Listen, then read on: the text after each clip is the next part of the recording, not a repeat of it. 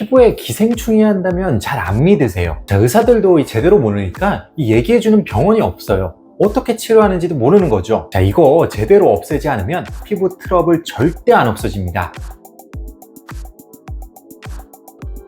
안녕하세요. 피부과 전문의 문정윤입니다. 피부에 기생충이 산다고 하면 믿겨지시나요? 눈에 보이지 않을 정도로 작지만 사실 제 얼굴에도 여러분 얼굴에도 있을 가능성이 높은데요. 바로 모낭충이라는 기생충입니다. 오늘은 이 모낭충이 무엇이고 피부에 어떤 심각한 문제를 일으키는지 어떻게 치료해야 하는지 자세히 알아보도록 하겠습니다. 그럼 바로 시작합니다.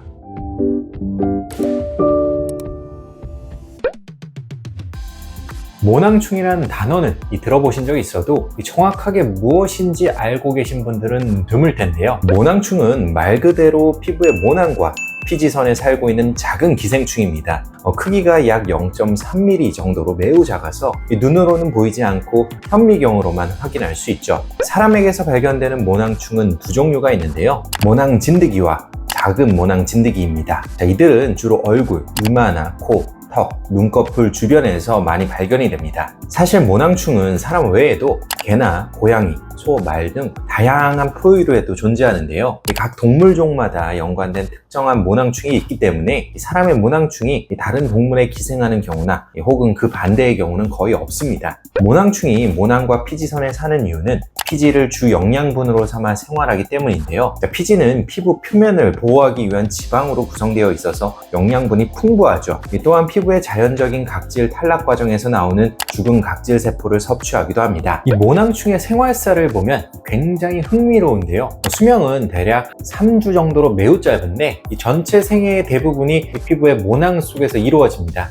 모낭 속에 숨어 살기 때문에 외부의 위협으로도 상당히 안전하고요. 마치 온실 속의 화초처럼 아주 편하고 경쟁 없는 삶을 살다가 죽는다고 볼 수가 있죠. 모낭충의 생활사는 크게 4단계로 이루어집니다. 첫 번째는 알 단계입니다. 암컷 모낭충이 모낭이나 피지선 깊숙이 알을 낳고 며칠이 지나면 부화하여 유충이 됩니다. 두 번째는 유충 단계입니다. 이 시기의 유충은 6개의 다리를 가지고 있는데요. 주로 피지와 같은 영양분을 섭취하면서 성장하는 시기입니다. 세 번째는 전령충 단계입니다. 유충이 전령충 단계로 발전하는데 이때 8개의 다리를 가진 성체의 형태로 서서히 변화합니다. 마지막으로 성체 단계에 이르게 되면 번식을 준비하는데요. 성체 모낭충은 약 2주 동안 생존하면서 이 기간 동안 암컷과 수컷은 번식을 하고 암컷은 다시 알을 낳아 생애 주기를 반복합니다. 모낭충은 야행성 생활을 하는 특징을 가지고 있습니다. 빛을 싫어하기 때문에 이 낮 동안에는 모낭이나 피지선 안에서 대부분의 시간을 보내고요. 밤이 되면 활동을 시작하는데 이건 바로 짝짓기 때문입니다. 밤에 피부 표면으로 올라와 모낭 사이를 이동하면서 짝짓기를 하고 암컷은 다시 모낭 속으로 들어가 알을 낳죠. 사람이 잠에 들도록 도와주는 호르몬인 멜라토닌이 밤에 많이 분비가 되는데 이 호르몬이 모낭충에게는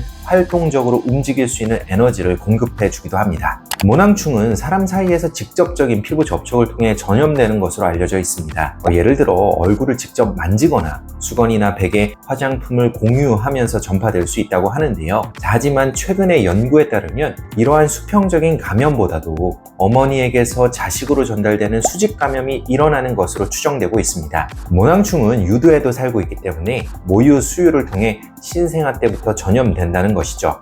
따라서 모낭충은 인구의 거의 대부분이 갖고 있다고 생각하시면 되고요. 연령이나 지역에 따른 차이가 보고되고는 있지만 주로 나이가 들수록 유병률이 증가하는 경향이 있습니다. 따라서 모낭충의 존재 자체가 이상하거나 비정상적인 것은 아닙니다. 대부분의 경우에는 우리와 공생하면서 피부 건강에 해를 끼치지는 않거든요. 심지어 정상 피부 상태에서는 과도한 피지와 죽은 각질 세포를 섭취해서 모공이 막히는 것을 막고 피부 트러블을 예방하는 기능도 있습니다. 실제로 일부 연구에서는 모낭충이 피부 건강에 긍정적인 영향을 줄 수 있다는 가능성을 제시하기도 하였는데요. 예를 들어 피부 미생물 군집의 균형을 유지하거나 피부 면역 시스템을 적절히 자극하여 외부 병원균에 더 강한 방어력을 갖게 한다는 가설들이 제안되고 있죠. 물론 이 가설들은 아직 초기 단계이고 명확한 증거를 제시하는 더 많은 연구가 필요한 상황입니다.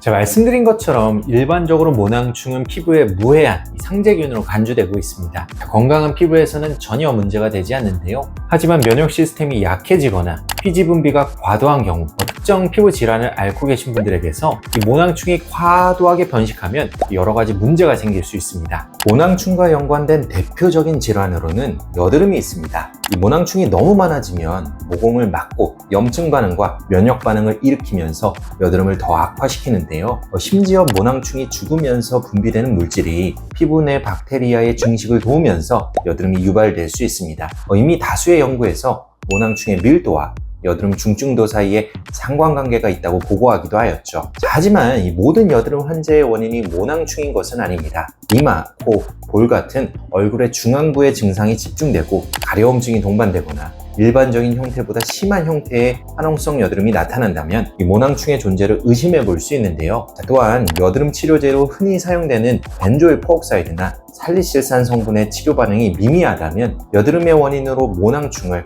고려해 볼 필요가 있습니다. 로자세아라 불리는 주사 피부염 또한 모낭충과 관련이 깊습니다. 주사 피부염은 홍조나 혈관 확장, 그리고 경우에 따라 부진과 농포가 생기는 만성, 염증성 피부 질환인데요. 이 질환을 갖고 계신 분들에게서 모낭충의 밀도가 일반인보다 훨씬 더 높게 나타나죠. 이런 분들은 모낭충에 대한 과민 반응을 보이기도 하고요. 모낭충의 과도한 증식이 피부 장벽의 기능을 약화시켜 주사 피부염을 더 악화시키기도 합니다. 눈꺼풀의 피지선이 기생하는 작은 모낭 진드기는 안구 질환인 안검염을 유발할 수도 있는데요. 눈꺼풀이 붓고 가려운 것은 물론 심하면 눈꺼풀 가장자리에 궤양이 생기는 경우도 있습니다. 먼저 이 증상을 보고 모낭충에 의한 증상임을 의심할 수 있어야 하는데요.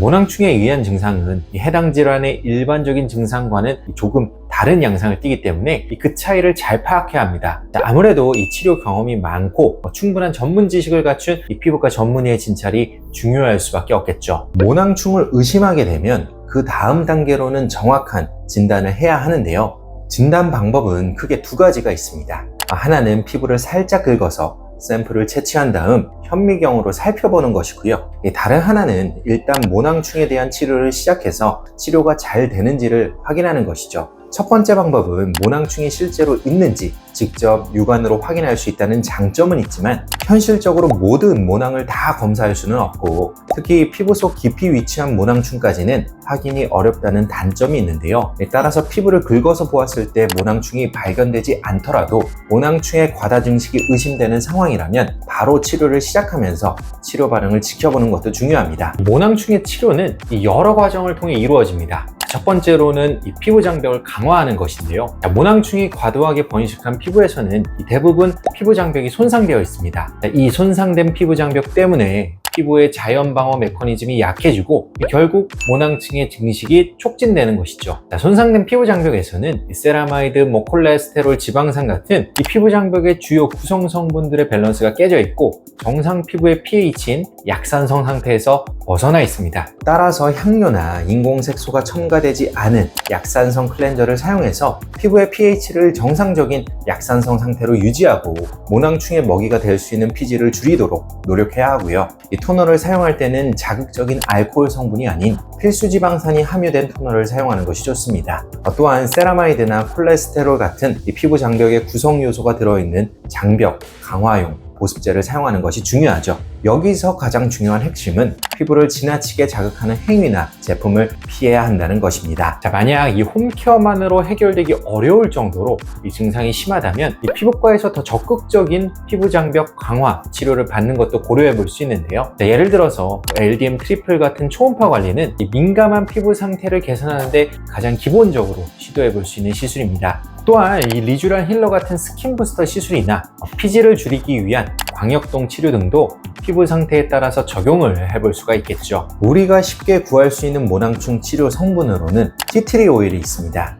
티트리 오일은 모낭충을 비롯한 다양한 진드기에 살충 효과를 보이는데요. 이 티트리 오일 안에 들어있는 주요 성분이 진드기의 외골격에 손상을 주어 사멸하게 만드는 작용을 합니다. 또한 티트리 오일은 강력한 항균 및 항진균, 특성을 가지고 있어서 모낭충에 의해 발생할 수 있는 2차 감염을 예방하는 효과도 있고요. 그 밖에도 불금증, 가려움증, 구기 같은 증상을 가라앉힐 수 있는 항염 효과를 나타낼 수도 있습니다. 항생제 중에서는 메트로니다졸과 독시사이클린 성분이 가장 흔하게 사용이 되는데요. 이는 모낭충 자체를 죽이기보다는 모낭충 때문에 생길 수 있는 2차적인 피부 감염을 예방하고 치료하는 데 목적이 있습니다. DNA 합성을 방해하여 미생물의 성장을 억제하고 염증을 줄여주는 효과가 있어 피부 발적과 부기를 줄여주기도 하죠. 주로 주사 피부염과 관련된 피부 증상 및 모낭충 치료에 처방이 되고 있습니다.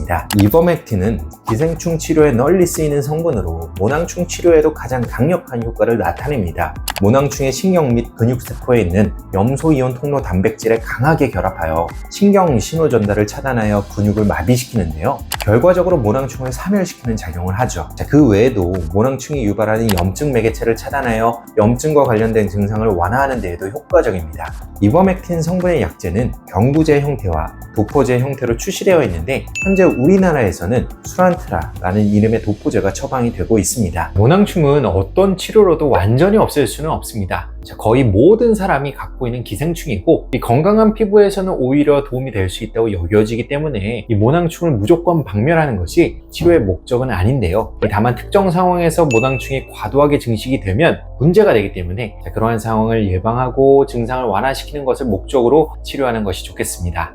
오늘은 여러분의 피부 속에 숨어 사는 이 기생충인 모낭충에 대해서 자세하게 알아보았는데요. 누구나 가지고 있는 모낭충이지만 이 상황에 따라서는 심각한 이 피부 문제를 유발할 수 있기 때문에 우리가 잘 알고 관리하는 것이 무엇보다 중요하겠습니다. 지금까지 피부왕 정윤의 원장 문정윤이었습니다. 감사합니다.